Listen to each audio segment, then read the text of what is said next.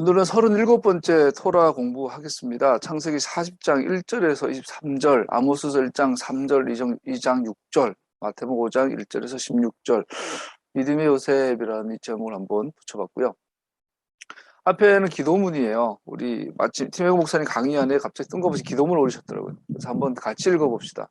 이런 거 제 개인적인 기도문이었으면 좋겠습니다. 같이 읽어보죠. 나의 시간들은 당신의 손에 있습니다. 나의 하나님. 나의 삶, 나의 친구들, 나의 영혼, 당신의 손에 온전히 맡깁니다. 나의 시간들은 당신 손에 있습니다. 기쁨이나 고통, 어둠과 밝음은 당신의 손에 달려 있습니다. 나의 시간들은 당신의 손에 있습니다. 내가 왜 의심하며 두려워하겠습니까? 내 아버지의 손은 결코 그의 자녀들에게 의미 없는 눈물을 주지 않으십니다. 나의 시간들은 십자가에 못 박히신 예수와 당신의 손에 있습니다. 나의 잔인한 죄악들을 못 박으신 그 손이 이제는 나의 보호자이시며 인도자이십니다. 아멘. 요셉의 생애를 요셉의 생애를 이러한 기도문으로 표현한 것 같아요. 요셉의 이야기는 하나님의 신실하신 보호하심과 그의 신비로우신 도우심, 그의 선하시고 영광스러운 보호하심과 인도하심을 기억하게 한다. 우리는 하나님께서 행하시는 모든 일은 선하며 우리의 삶에 일어나는 사건들은 그의 통제 아래 있음을 기억하게 한다. 요셉이 성경에 기록되어 있으므로 여러분과 저는 많은 이득을 봐요.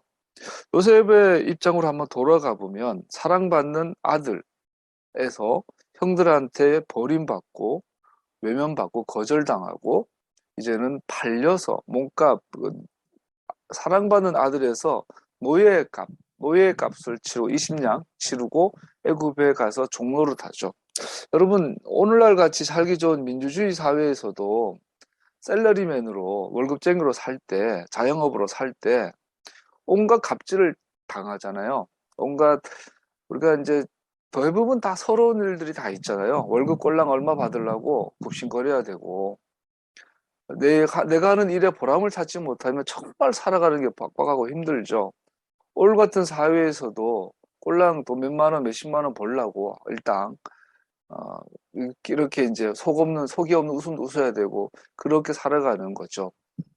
그런데 이제 이 고대 사회에서 노예의 삶이라는 것은 아무리 주인의 인정을 받고 막 칭찬을 들어도 그 보이지 않는 서러움은 말로 할 수 없었을 거 아니에요. 더군다나 청년이고 총각이고 혼자고, 그 모든 사람이 수군거렸을 것이고, 또 밥 한 그릇 먹어도 뭐 숟가락도 내 거가 아니고, 밥도 내 그릇이 아니고, 얻어먹는 거잖아요. 그러니까 노예의 삶으로 있을 때, 이 요셉의 자존감은 하늘에서 땅으로 떨어졌겠죠. 그런데 이제 요셉의 반응은 항상 믿음의 삶이고 긍정이고 하나님 함께 하신다고 인정을 받아요. 자타가. 이것은 두 가지 경우로 크게 보통 사람이 억울한 일을 겪으면 속에서 막 독이 생기잖아요. 독이 생겨서 원수 갚아야지 복수해야지 그러면서 막 밖으로 표출되는 사람이 대부분이죠. 욕을 한다거나 쌍욕을 하거나 저주를 하거나 막 완전히 막 물리적으로 어떻게 막 표출하는 사람들이 있고 어떤 사람은 속으로 사기죠. 그래서 겉으로는 너무나 사람이 착해지고 온순하고 또 착한 말을 하고 괜찮다고 그럴 수 있지 용서한다고 하고 하지만 속에는 썩어가는 사람이 있죠. 그러다가 어떤 극적인 상황에 닥치면 뭐 똑같이 폭발해가지고 안 좋은 결말을 내는 게 대부분의 인생인데 요셉은 전자는 아닌 것 같고 아니면 후자인데 속으로는 썩어 문드러지지만 겉으로는 웃고 기도하고 찬양하고 하는 건 실수 있어요. 그런데 성경이 그렇다면 성경은 요셉을 그러한 사람이라고 기록했을 거예요. 속은 썩으로 문드러지지만 겉으로는 괜찮은 척 한다라고 기록했을 거예요. 그러나 성경은 39장에서 분명히 요셉은 하나님과 함께 하시고 하나님의 영이 함께하는 사람이라고 형통한 사람이라고 그는 예배와 찬양의 사람이라고 기록하고 있어요. 그렇다면 요셉은 정말로 형들을 이미 용서한 걸 알 수 있어요. 이 바보인 거죠.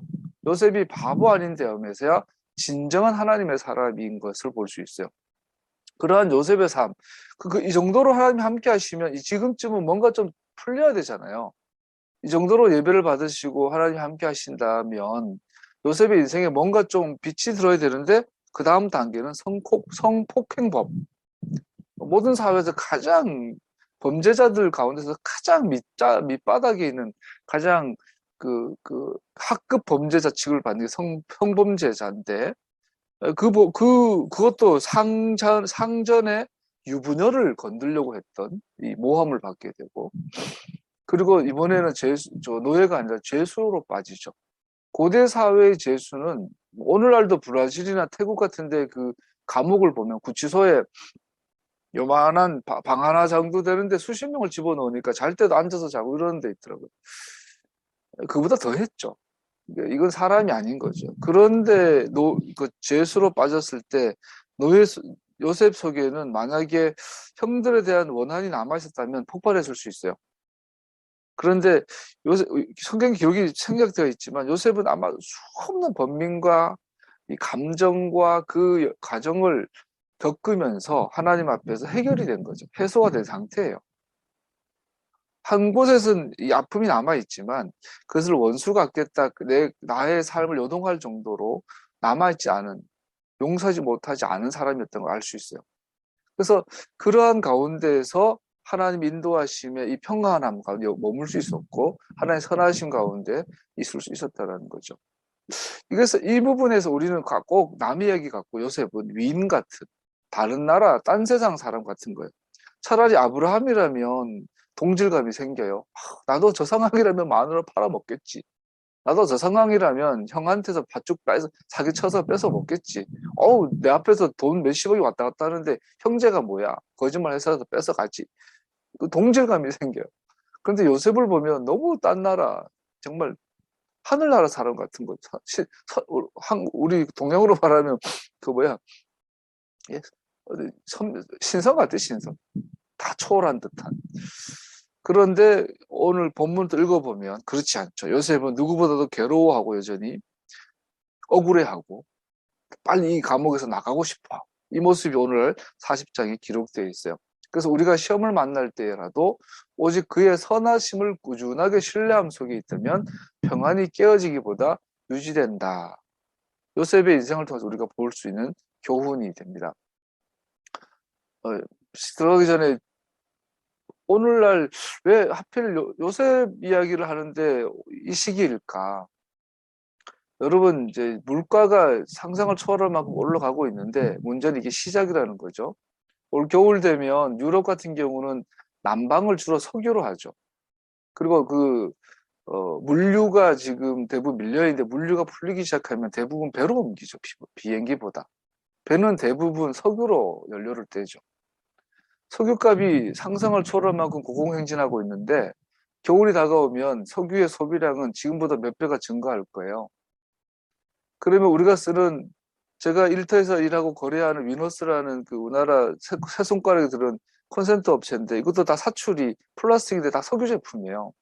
스위치, 사출, 우리가 쓰는 모든 게 다 석유 제품이에요. 우리가 있는 옷도 석유 제품이에요. 전 세계의 물가는 올 겨울을 피크로 어마어마하게 올라갈 거죠. 지금 아파트를 연끌을 해서 그죠? 사과 전세도 마찬가지고 우리 집도 뭐 비상이죠. 앞으로 올 겨울을 잘 나야 될 거예요. 그래서 올 겨울은 요셉만큼은 아니겠지만 구덩이에 빠진 상태가 될 거예요. 대출 이자는 계속 올라가고 있고 물가는 올라가고 있고 가난한 사람들부터 살기 어렵죠. 이럴 때 대한민국 정부는 부자 감세를 하고 있죠. 가난한 사람들의 수익은 늘려주지 못하겠다. 대신에 부자들의 세금은 내려주겠다. 그런데 그 부자들의 세금을 내려줘서 메꿔진 세금 공백은 메꿀 방법이 없다. 이러고 있는, 망하는 길로 가고 있어요, 지금. 자, 앞으로 올 겨울과 앞으로 한 1년 정도, 1년, 2년은 굉장히 어려운 시기가 전 세계적으로 도래할 것이고, 푸틴이 아침에 보니까 더 이상 미국의 단독 패권을 인정하지 않겠다. 미국 패권 질서를 인정하지 않겠다고 선언을 했어요. 이제 미국은 거기에 대해서 반박 못해요. 그만한 힘이 없어요, 이제.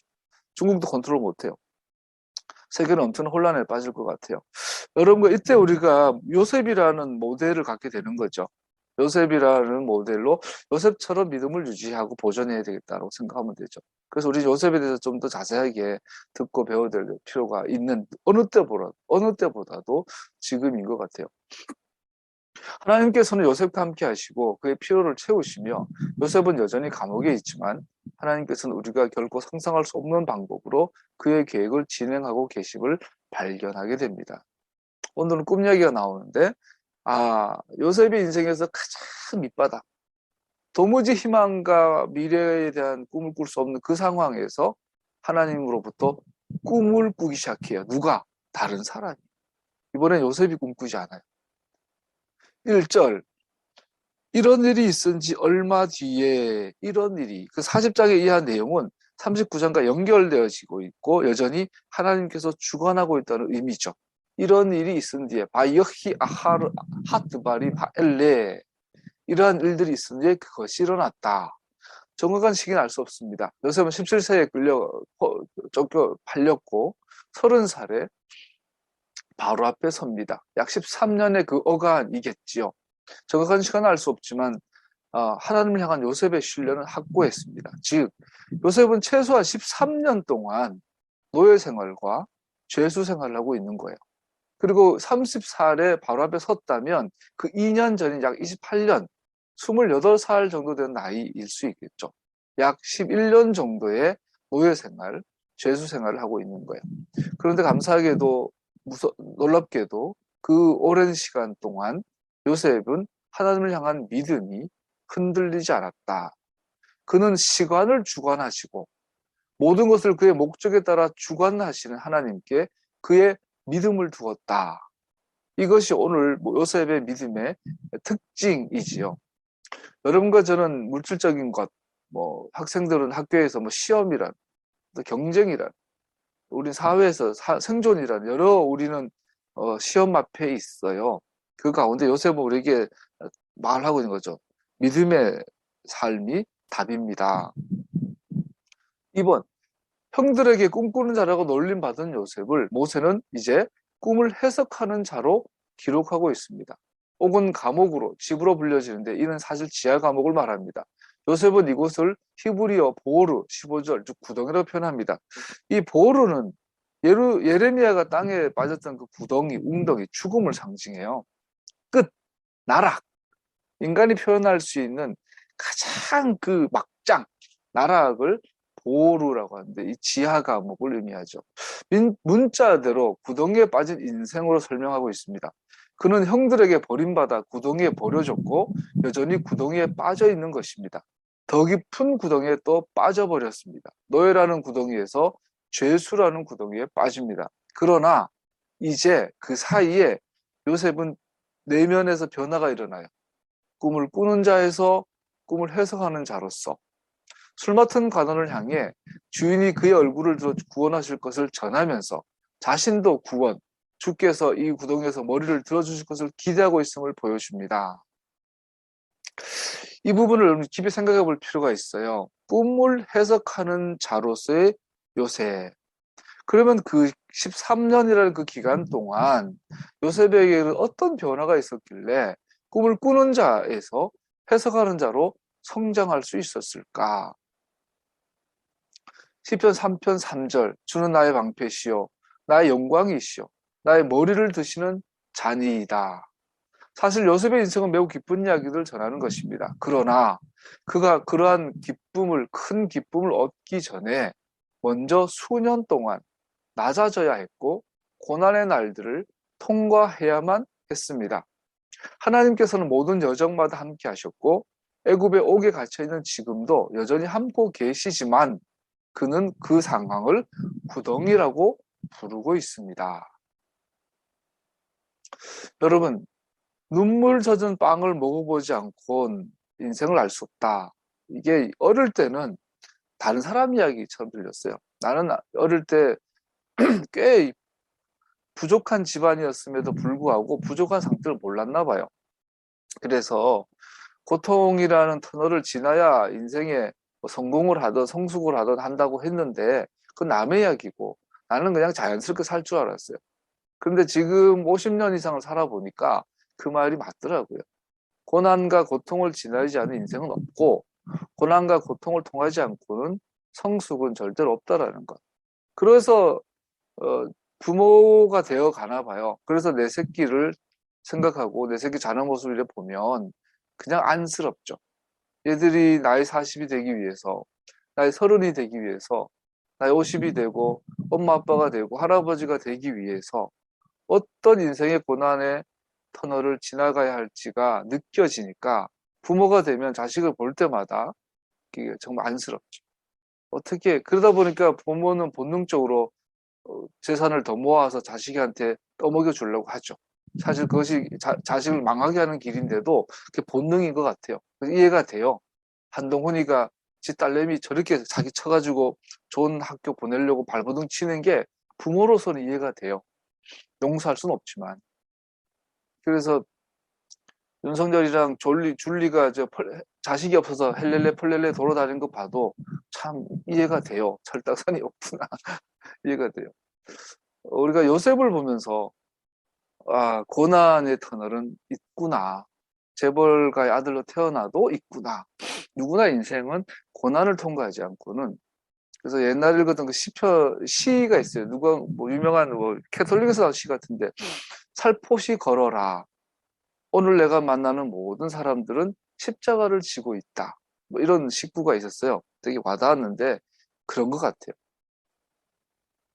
세 번째, 여기서도 모세는 다시 한번 이 모든 것을 통제하는 분은 하나님이심을 보여줍니다. 그래서 모세가 이 책을 기록하면서 요셉을 통해서 하고 싶은 말이 이거예요. 야, 인생은 구덩이야. 하나님이 함께 하시고 하나님의 영이 함께 하셔서 하는데도 구덩이야. 이 땅에서 희망 찾으려고 하지 마.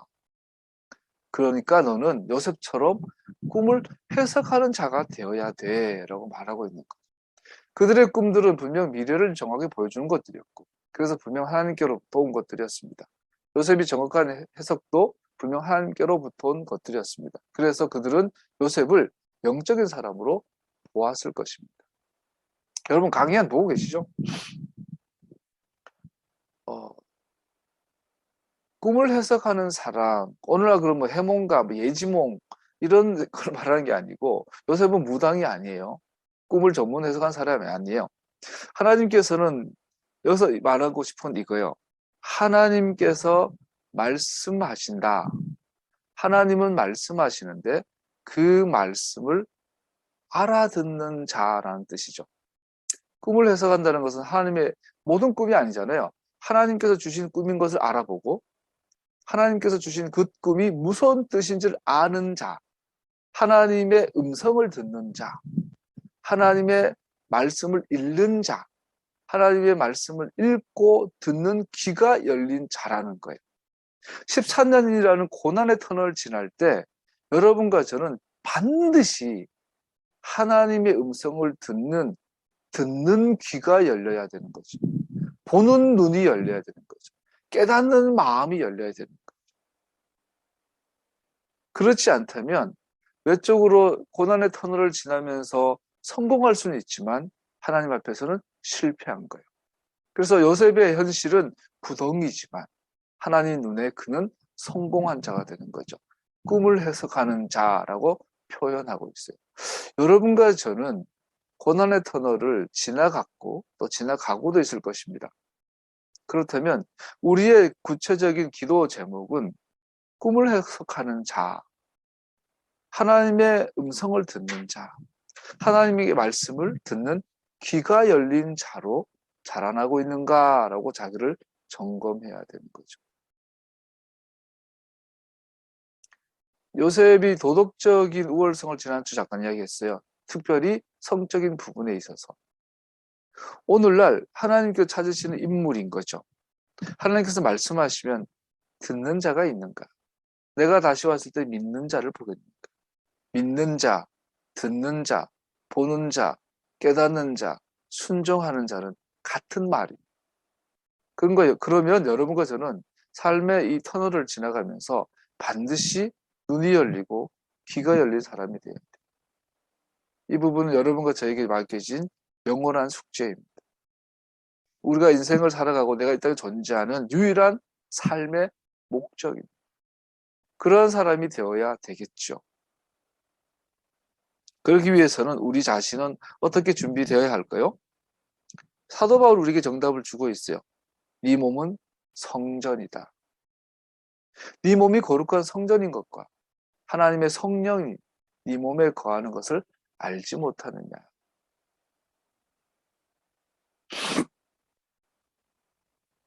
이 부분이 저 같은 경우도 내가 싸우는 싸움의 제목, 항상 실패해왔고 부분적으로 성공하게 하셨지만 내 나이 50에 앞으로 죽을 날까지 싸워야 될 길인 거죠. 여러분과 저는 그러한 하나님의 사람으로 자라나야 될 것입니다. 그러면 우리는 누군가를 살리게 될 겁니다. 14절 14절에 보면 시종장께서 잘 되시는 날 나를 기억하여 주시고 나를 따로 생각해 주십시오. 여기서 보면 나를 기억해 주시고 나를 작하를 해 주시고 나를 따로 생각해 주세요. 나에게 자비를 베풀어 주세요. 나에게 헤세드를 주세요. 히브리어 헤세드와 자카르는 하나님과 이스라엘 사이에 계약을 맺을 때 사용하는 계약적 언어예요. 요셉은 급했나 봐요. 요셉조차도 흔들렸는지 모르겠지만 요셉은 이 계약의 언어를 시종장하게 쓰고 있는 거예요. 요셉이 믿음이 떨어졌다기보다 하나님께서 시종장을 보내시고 시종장의 꿈을 통해서 하나님께서 역사하신 걸 보니 어쩌면 이 사람을 통해서 나를 이 구덩이에서 건져줄 수 있을 거라고 스스로 판단했겠죠. 그런데 그것은 오판이었어요. 술 맡은 관원은 대답이 없었고 실제로 잊어버립니다. 의도적으로 잊어버릴 수도 있겠죠. 사형에 해당하던 정치범이 갓 모함에서 풀려나서 복권이 되는 직후에 누군가 인사청탁을 한다는 것은 불가능했겠죠. 잊어버릴 수도 있고 잊어버리고 싶었을 수도 있고 즉 이것은 하나님 뜻이 아니었던 걸 볼 수 있어요. 2년 동안. 그래서 목적은 뭐냐면 하나님께서 요셉을 바로 앞에 중재자 없이 대면하여 만나게 하는 것이 하나님의 뜻인 것을 우리는 결과를 보고 알 수 있어요. 이 모든 것들이 꿈을 꾸고 꿈을 해석하는 하나님의 꿈과 관계 있는 것들이었습니다. 즉 이 모든 것들은 하나님의 손에 달려있는 것이었습니다. 요셉은 믿음으로 함께 견디고 함께 걸어온 것입니다. 그리고 이 구분홍선을 지나갈 때 마지막까지도 요셉은 긴장을 풀지 말았어야 한다는 것을 보여줍니다. 흥미로운 것은 요셉은 다른 사람의 꿈은 해석할 수 있지만 자신의 삶은 한 치 앞도 알 수 없었다라는 것입니다. 그는 구덩이에 나가고 싶었습니다. 부탁도 했습니다. 처음에는 술 맡은 자가 복직되고 며칠 동안은 근심하며 초조하게 다리를 달달달 떨면서 언제 오나 저제 오나 소식을 기다렸을 것입니다. 그러나 하루가 지나고 일주일이 지나고 한 달이 지나도 소식이 없기에 어느 순간 요셉은 정신이 번쩍 들었을 것입니다. 아, 내가 어느 순간 사람을 의지하고 있었구나. 내가 어느 순간 환경을 바라보고 있었구나. 하나님을 바라보고 있지 않았구나를 깨닫겠죠. 그 시간이 2년이 더 걸립니다. 요셉은 컵 맡은 자가 그를 돕지 않는다는 것을 깨닫게 되었다는 것을 알 수 있습니다. 보통 사람 같은 경우는 하나님을 원망했을 거예요. 야, 내가 주님 나한테 왜 이러십니까? 나한테 왜 그러십니까? 내가 뭐 큰 잘못을 졌다고 꼭 나한테는 이렇게까지 하십니까? 했을 수 있는데 그것도 하루 이틀, 한 달, 두 달이지 2년 동안 하다 보니 지쳤겠죠. 다시 요셉은 믿음의 자리로 들어오게 됩니다. 41장 1절 보니까 그로부터 만 2년이 지나서 참 잔인한 이야기죠. 요셉은 완전히 넉다운된 상태에서도 넉다운돼 버린 만 2년이 지난 후에 우리가 김치 담글 때 김장의 그 힘을 다 빼버리는 그 시간이죠. 그때서야 요셉은 드디어 하나님께서 들어서 쓰실 수 있을 준비가 됐나 봐요. 형들에게 거절당하고 버림받아 팔리고 부인에게 모함을 받고 이제는 술 맡은 자에게 잊혀지고 아마 나 같은 경우 내가 이랬다면 나는 벌써 포기했을 거예요. 그리고 굉장한 그 자기 연민에 빠져가지고 나는 안 돼, 나는 죽어야 돼, 나는 안 돼, 막 이랬을 것 같아요. 근데 요셉을 볼 때마다 그런 태도들이 부끄럽죠. 이래서는 안 된다. 믿음의 삶은 어느 순간에도 희망을 포기하지 않고 자기를 점검하고 하나님 앞에 나는 무익한 종입니다. 나는 쓸모없는 사람입니다. 주님은 있고 나는 없습니다. 라고 고백하는 자리까지 나아가겠죠. 우리는 요셉이 어떻게 느꼈을지를 상상해 볼 수 있습니다. 또한 우리는 요셉이 볼 수는 없지만 여전히 그와 함께 하시는 하나님을 다시 한번 의지하는 것을 상상할 수 있습니다. 너는 구부러진 다리를 일으키고 무릎에 힘을 주고 다시 일어나 걸어라. 이제 요셉은 거의 부활의 단계죠. 이 정도면. 요셉은 죽었고 이제 요셉은 하나님으로 살아나는 존재로 거듭나는 것을 볼 수 있습니다. 뜬금없이 아모스서 1장 3절에서 22절, 2장 6절로 하프타라가 연결이 됩니다.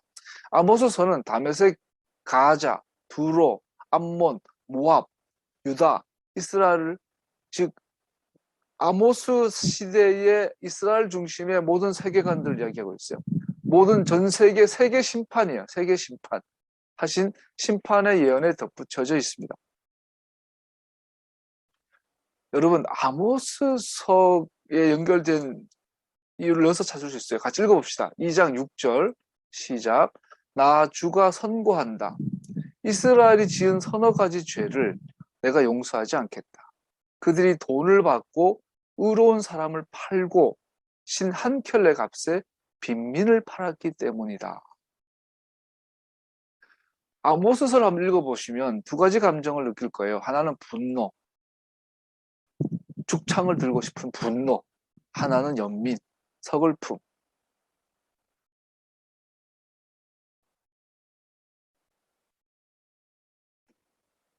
아모스서에 대한 설명을 드리면요. 아모스는 북이스라엘이 BC 722년도 망할 때 약 BC 740년, 60년 사이의 인물이에요. 그러니까 아모스는 또 고향은 유다예요.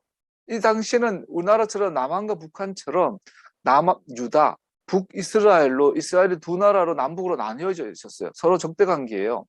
근데 이 아모스는 유다 사람이에요. 유다 사람의 뽕나무를 농사를 짓고 양을 기르는 목자와 농부였어요. 그런데 아모스는 어느 날 갑자기 하나님의 예언이 임해요. 요셉에게처럼. 하나님의 말씀이 임해서 이 말씀을 가지고 아모스는 목숨을 걸고 적대국인 북이스라엘로 가서 예언하는 거예요. 니네 나라 망한다. 그 북이스라엘 사람들이 욕을 하죠. 야, 너는 남유다 사람이 남한 사우스 코리아가 노스 코리아가 가지고 김정은이 비판하면 어떻게 돼요? 죽여버리죠.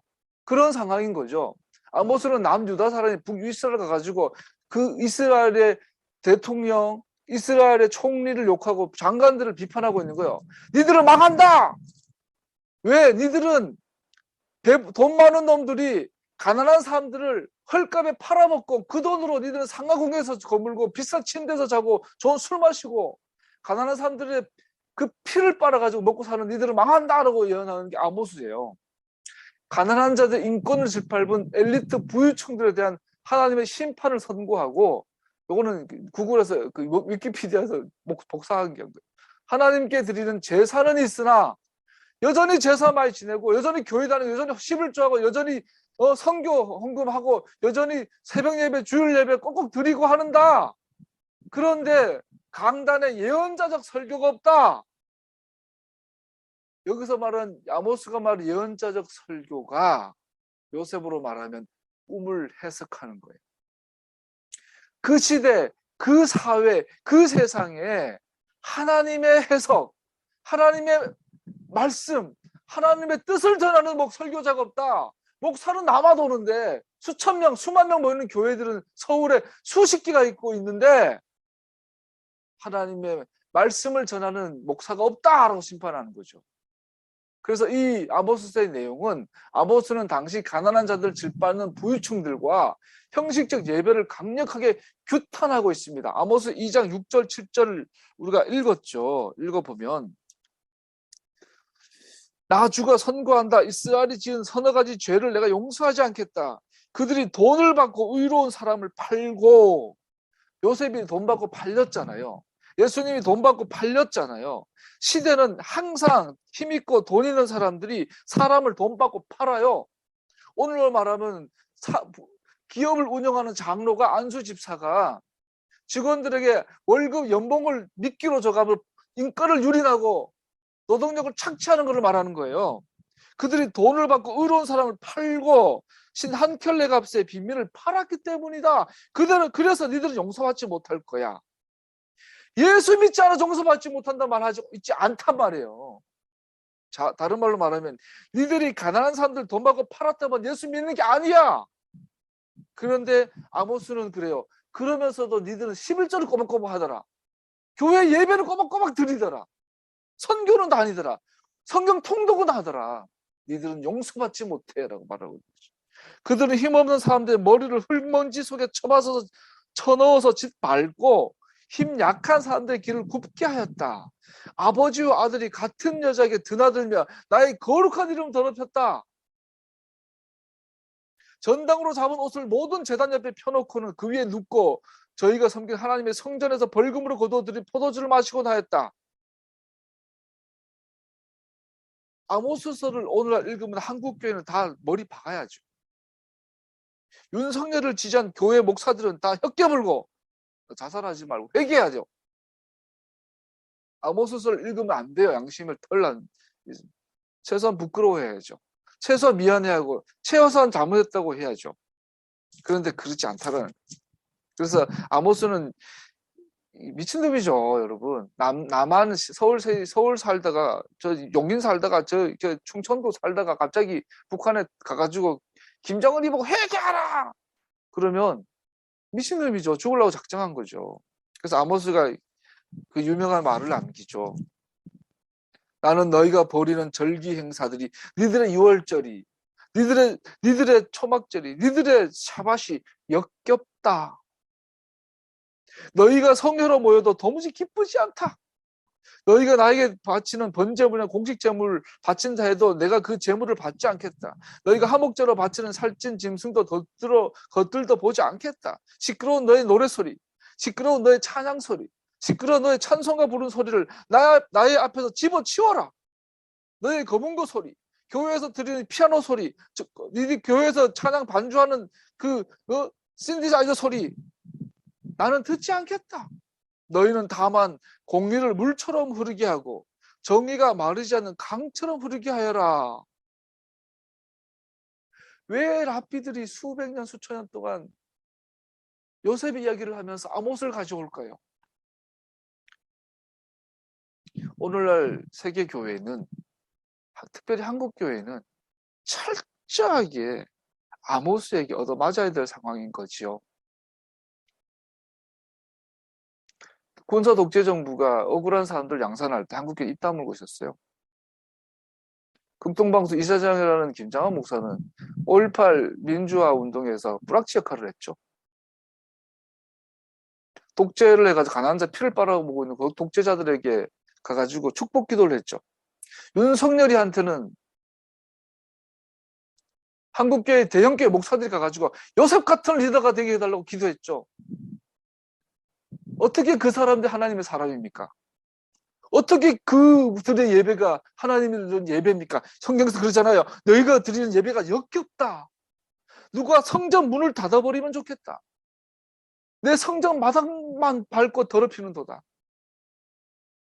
내가 40년 동안 광야에 있을 때 너희들 보고 언제 절기 지키고 제사 드리라 했냐?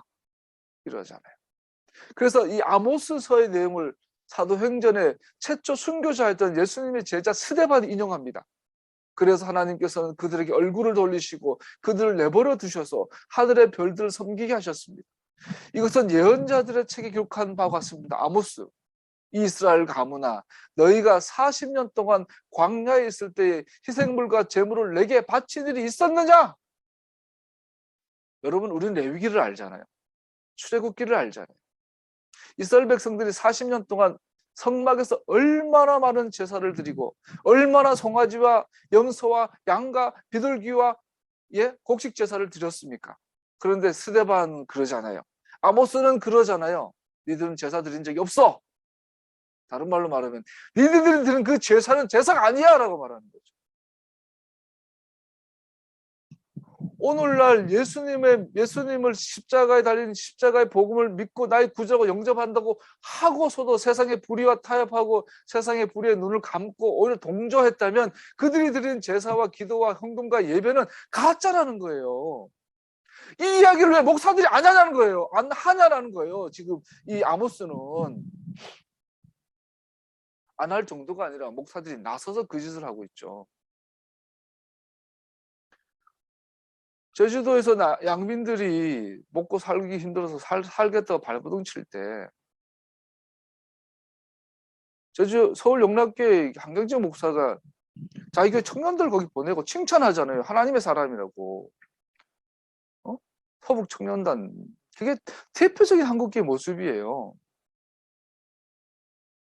인혁당 사건에 대해서 한국교회가 목사들이 언제 여의도 순복음교회가 영성교회가 바른 소리 한 적이 있어요.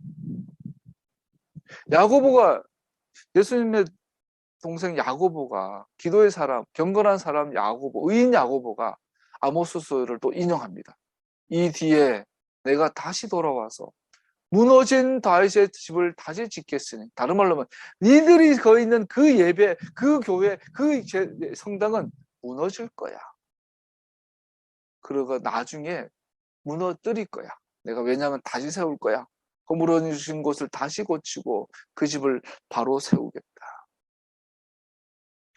돈을 받고 의로운 사람을 팔고, 오늘날 돈 가지고 갑질하잖아요. 예수 믿는 사람들조차도, 우리조차도. 탐욕스럽고 이기적인 죄는 요셉의 형제들에게서 증명되었고, 돈을 받고 동생을 팔아먹었죠. 세대와 세대에 걸쳐 내려와 결국 아모스 시대 이스라엘 나라의 특징이 되어버렸습니다. 북이스라엘의 돈 많은 엘리트 귀족들은 올라만 서울대, 연고대 나오고 외국 유학 갔다 와서 장차관하고 정치하고 판검사하고 의사하고 이 엘리트층들이 지금 윤석열 정부 그러잖아요. 전 세계 팬데믹과 우크라이나 전쟁의 여파로 물가가 치솟아서 가난한 사람들은 짜장면 먹다가 짜장도 못 먹고 라면 먹고 밥 사 먹다가 밥 못 사 먹어가지고 구내식당으로 가고 구내식당에서 먹던 사람들은 편의점 가서 삼각김밥 먹는 시대를 됐잖아요. 이때 부자들에게는 재산세 줄여주고 상속세 줄여주겠다고 하고 있잖아요. 지난주에. 그리고 가난한 자들에게는 최저임금 상승을 막겠다, 오히려 낮추겠다 그러고 있잖아요. 돈으로 사람을 팔아먹고 이 나라 사람의 특징이 되어버렸어요. 그 땅의 의인은 뇌물로 퇴색되었고 의인은 악인이 되고 악인은 의인이 되고 엉망진창이 되어버려요.